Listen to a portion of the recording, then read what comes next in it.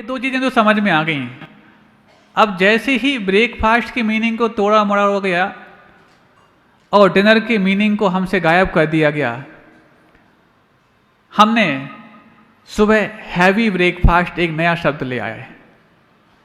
ये heavy breakfast क्यों आया, इसके पीछे भी बहुत बड़ा कारण था। और शाम को एक चीज़ और आ गई, स्नैक्स।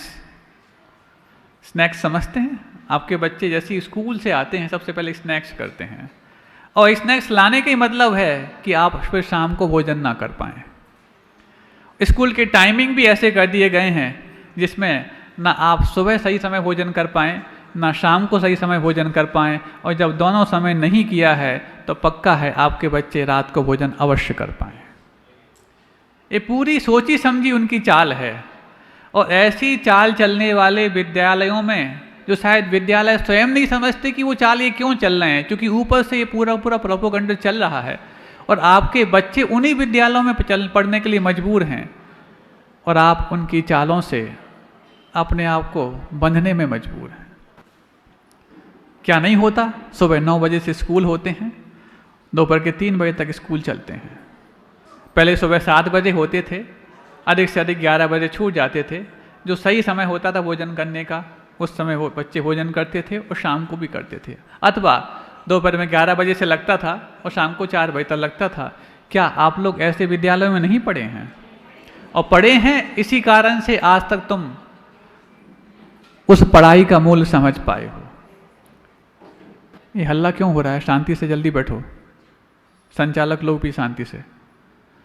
तो अब जब आपके बच्चे इस प्रकार की टाइमिंग में अपने आप को पढ़ने के लिए मजबूर पाए गए, क्योंकि आपने ऐसे ही विद्यालय में पढ़ने के लिए अपने आप को मंजूर किया है।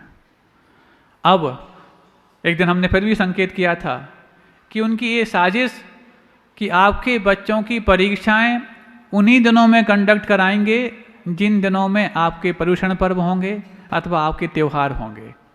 टेस्ट हो, चाहे एनुअल एग्ज़ाम हो, चाहे वो आपके हाफ ईयरली एग्ज़ाम हो, क्वार्टरली एग्ज़ाम हो।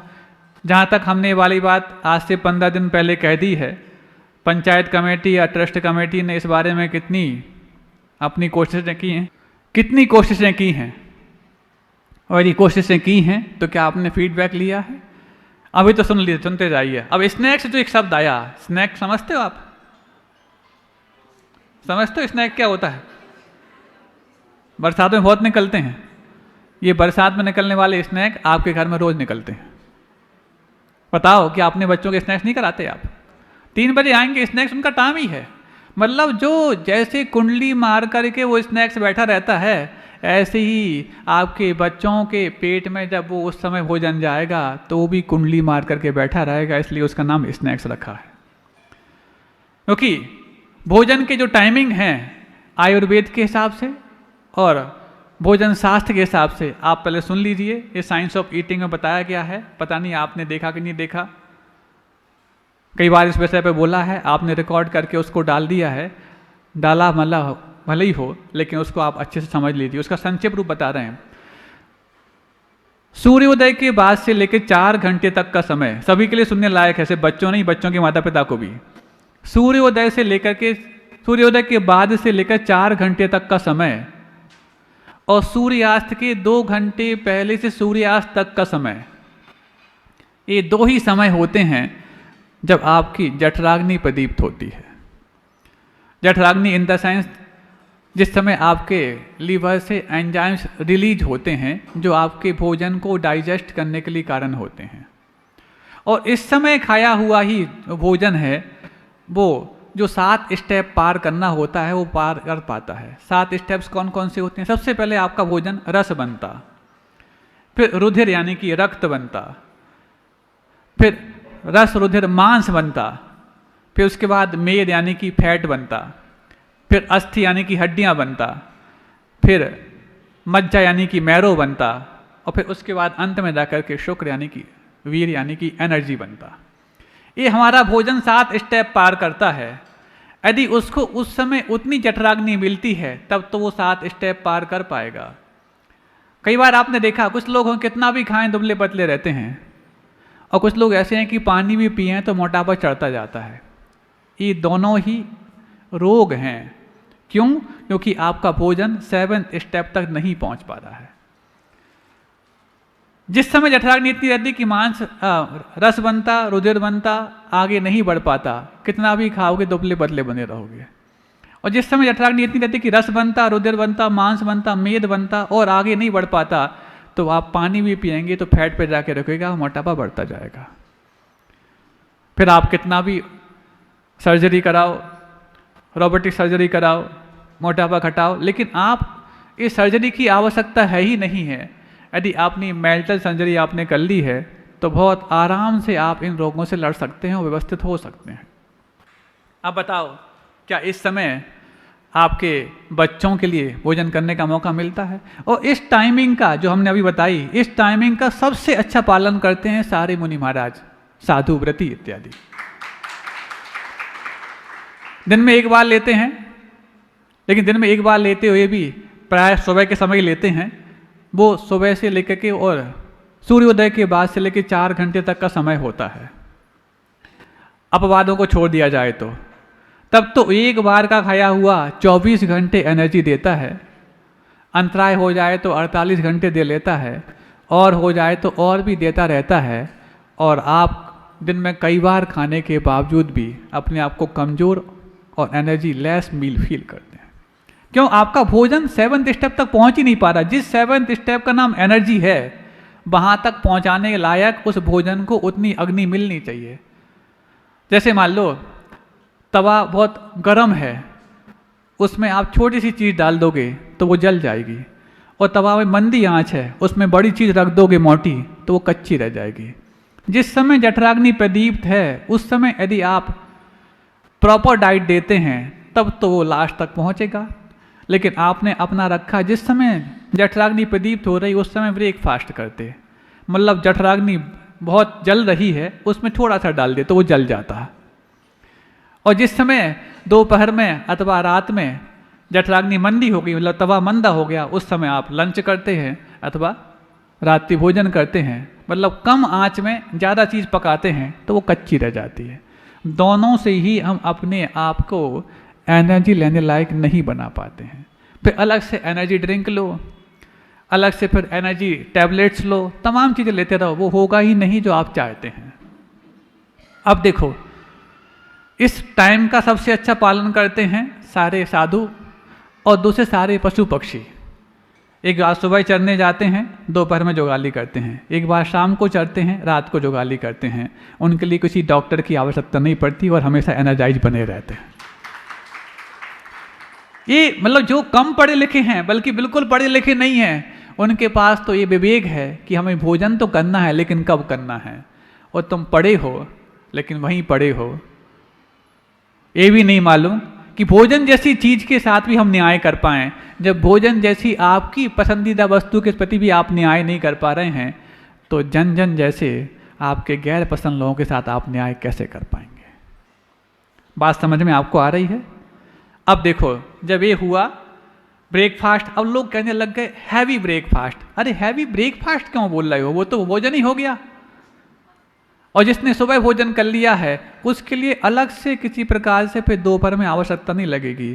फिर उसको शाम को जठराग्नि जब प्रदीप्त होगी फिर एक बार फिर भूख की बाधा हो सकती है। गृहस्थ व्यक्ति की बात कर रहे हैं, उस समय ले लिया पर्याप्त है, फिर आपको आवश्यकता लगेगी नहीं बार बार खाने की। महाराज कोई को डायबिटीज यदि हो तो डॉक्टर तो यही बोलते हैं थोड़ा थोड़ा खाओ, बार बार खाओ। बोलते कि नहीं बोलते? अब हम आपको एक चीज़ बताना चाह रहे हैं। एक डॉक्टर हैं, डॉक्टर ओशी ओरो, जापानी हैं। उन्होंने 3 साल पहले रिसर्च करके अपनी रिसर्च को नोबेल प्राइज़ दिलवाया है। और नोबेल प्राइज़ तो थोड़ी बहुत छोटी मोटी बात होती नहीं। रिसर्च क्या की उन्होंने? रिसर्च की उन्होंने ऑटोफेजी पर। ऑटोफेजी समझते हैं? उपवास जिसको बोलते हैं। मतलब उपवास के माध्यम से आप उन रोगों की चिकित्सा कर सकते हैं जो राज रोग के रूप में आपके साथ जुड़ चुके हैं। उन्होंने कहा कि जिस दिन आप उपवास करते हैं उस समय आपकी माइटोकॉन्ड्रिया में जो टॉक्सिन्स होते हैं वो डिटॉक्सीफाई होने लग जाते हैं। और जैसे डिटॉक्सीफाई होते हैं तो ऐसे रोग चाहे वो डायबिटीज हो, चाहे वो ऐसे रोग जो आपके साथ एक बार जुड़े हैं और आपके मरण तक साथ देते हैं, वो आपसे साथ पहले ही छोड़ने के लिए तैयार हो जाते हैं। डायबिटीज के लिए जो बार बार खाओ, कम कम खाओ ऐसा कहा जाता है, वो कहते हैं कि यदि आप उपवास करने लग जाएं तो डायबिटीज बिना खाए भी ठीक ठाक हो सकती है। और इसका जीता जागता उदाहरण हम आपको बताना चाहते हैं। हम लोग जब दीक्षित हुए 2004 में, उस वक्त हम लोग के साथ जो दीक्षित ब्रह्मचारी लोग थे, तो हम लोग जब ब्रह्मचारी अवस्था में थे उस समय एक ब्रह्मचारी को लगभग 400 से 450 शुगर रहती थी। अब 400 450 आम बात तो है नहीं है। और उन ब्रह्मचारी ने ये वाली बात तब बताई जब वो मुनि बन गए, और शायद बता देते तो शायद उनको मुनि दीक्षा नहीं मिलती। बार बार ब्रह्मचारी अवस्था में चेक करते थे, उसका जो भी उपचार था करते थे, लेकिन गुरुजी को पता ना लग जाए, क्योंकि उनके अंदर दिली तमन्ना थी कि ये शरीर तो जा ही रहा है, कम से कम संयम तो मिल जाए, वो भी गुरुदेव आचार्य विद्यासागर जी महाराज। हालांकि ऐसा करना ठीक तो नहीं माना जाता कि गुरु से तुम छुपाओ, लेकिन उनके अंदर ये भावना थी। और 450 शुगर, अब वो डॉक्टर तो यही बोलेंगे बार बार खाओ, ऐसे में तो फिर बार बार खाने वालों दीक्षा मिल नहीं सकती। लेकिन उसके बाद जब दीक्षित हुए, दीक्षित होने के बाद तो एक ही बार है, उसमें भी मिल पाए जरूरी नहीं है, उसके बाद भी उपवास करते हैं। और आज 20-21 वर्ष हो गए हैं, उनको ना डायबिटीज सता रही है, ना उनको चेक करने की आवश्यकता महसूस हो रही है। नाम क्या है हम नहीं बताएंगे। हाँ, आपके यहाँ के नहीं है तो पक्की बात है, कहीं और के हैं, लेकिन हमारे साथ दीक्षित हैं, पक्की बात है। ऐसे अब बताओ, क्या ये अपने आप में पर्याप्त उदाहरण नहीं है? ये तो हो गई पुरानी बात। अब तो इस पर नोबेल प्राइज भी मिल चुकी है। ओशी ओरो डॉक्टर हैं जो जापानी हैं, कोई जैनी नहीं है। तो अब ये कहाँ तक लाजमी ठहरती है कि बार बार खाओ और थोड़ा थोड़ा खाओ? ये जो खा रहे हैं वही आपको खाए जा रहा है, और फिर वो खा रहा है तो फिर आपके लिए दवाई खाने पड़ती है जो आपको पूरा खा के समाप्त कर देती है। सूर्योदय के बाद 4 घंटे तक का समय है, और सूर्यास्त के 2 घंटे पहले से सूर्यास्त तक का समय। इसी समय जठराग्नि यानी आपके लीवर से एंजाइम्स प्रॉपर रिलीज होते हैं जो आपके भोजन को 7th स्टेप तक पार करने में मदद करते हैं। लेकिन इस चीज़ को ही उन फिरंगियों ने भांप लिया और आपकी जीवन शैली में इन भोजन के अनियमितताओं को जोड़ दिया। और अनियमितताएं जब भोजन की जुड़ जाती हैं, फिर आप किसी के गुलाम हो या ना हो, आप रोगों के गुलाम तो हो ही जाते हैं। उन्हें तो गुलाम बनाना मकसद था, चाहे तुम फिरंगियों से हो जाओ, चाहे रोगों से हो जाओ, चाहे किसी अपने आप के लोगों से हो जाओ, गुलाम बनना और गुलाम बनाना उनका मकसद था, और वो कामयाब होते चले जा रहे हैं। ये तो बात हो गई ये। अब कल हम बात कर रहे थे फास्ट फूड की। ये फास्ट फूड आया कैसे? ये उन देशों के लिए व्यवस्थित चीज़ थी जिन देशों में बहुत अत्यधिक ठंडी पड़ती है, टेम्परेचर माइनस में होता है।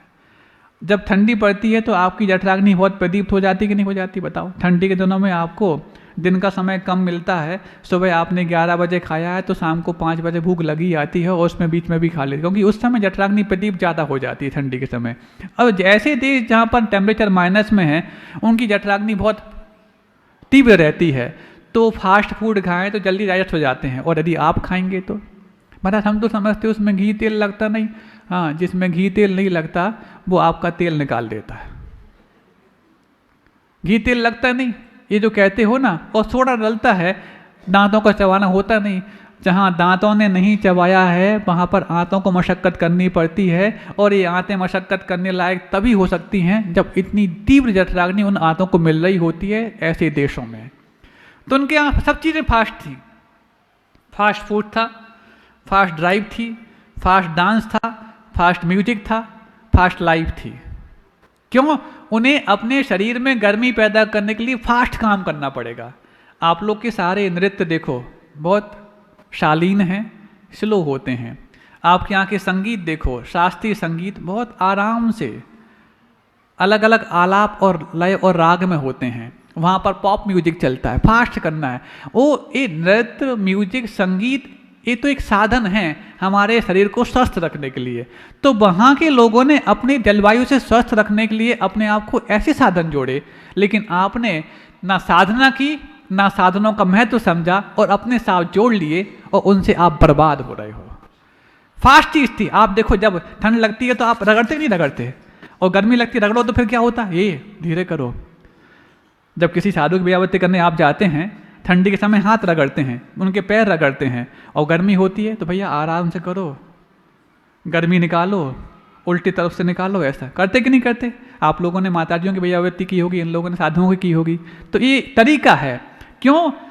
जहाँ भारत देश जो अपने आप में गर्म देश है, यहाँ समशीतोष्ण माहौल मात्र रहता है, कुछ विशेष मौसम छोड़ दिए जाए तो बाकी अन्य समयों में आपके लिए गर्मी पैदा ना हो जाए, ऐसे आपके साथ साधन जोड़े गए। चाहे वो संगीत हो, चाहे वो नृत्य हो, चाहे अपने आप में वो भोजन हो, चाहे वो वाहन हो।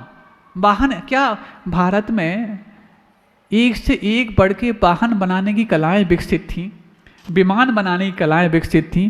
क्यों उनने बैलगाड़ी को चुना? आपको लगता है कि राइट ब्रदर्स ने एरोप्लेन का आविष्कार कर दिया? राइट ब्रदर्स क्या आविष्कार करेंगे? भारत के शास्त्रों में आज भी 32 प्रकार से वायुयान बनाने की विधि लिखी हुई है, और हर विमान की विधि 500 प्रकार से और तैयार की जा सकती है। मतलब 16,000 प्रकार के विमान बनाने की विधि हमारे शास्त्रों में वर्णित है, और राइट ब्रदर्स ने इसको कबाड़ लिया और अपने नाम से घोषित कर दिया कि एरोप्लेन हमने बना दिया। तुम क्या बनाओगे? क्या बताओ, पुष्पक विमान हमारे यहाँ नहीं थे क्या पहले? सीता का हरण जिस विमान में रख करके रावण ने किया था, कि विमान की बनाने की पद्धति पहले नहीं थी क्या? तुम क्या बनाओगे? ये सब विमान बनाने की पद्धतियां पहले हमारे पास थी, लेकिन हम नहीं पहचान पाए, और हमारी चीज चोरी करके दूसरों ने हमारे सामने हमारे बाजार में बेच दिया, और हमने उसको आविष्कारक मान लिया। कितनी बड़ी अपने आप में एक नासमझी है। जो चीज हमारी वैभव में थी, जो चीज हमारे अतीत में थी, उसको हम दूसरों के सामने हाथ फैला करके मांगने लग गए, और उनके लिए दाता मान लिया और खुद को भिखारी मान लिया। अब विमान बनाने की पद्धति थी, लेकिन विमानों का उपयोग जो अपने जीवन में संयम रखता है, जो अपने विचारों को नियंत्रित करना जानता है, वो करें। हर व्यक्ति ना करे तो हर व्यक्ति क्या करे? यात्रा तो उसको करनी है, तो उन वाहनों से करे जिन वाहनों से यात्रा करने पर उसके शरीर पर विपरीत प्रभाव ना पड़े, और उसके बदले में जानवरों का पालन भी होना लगे।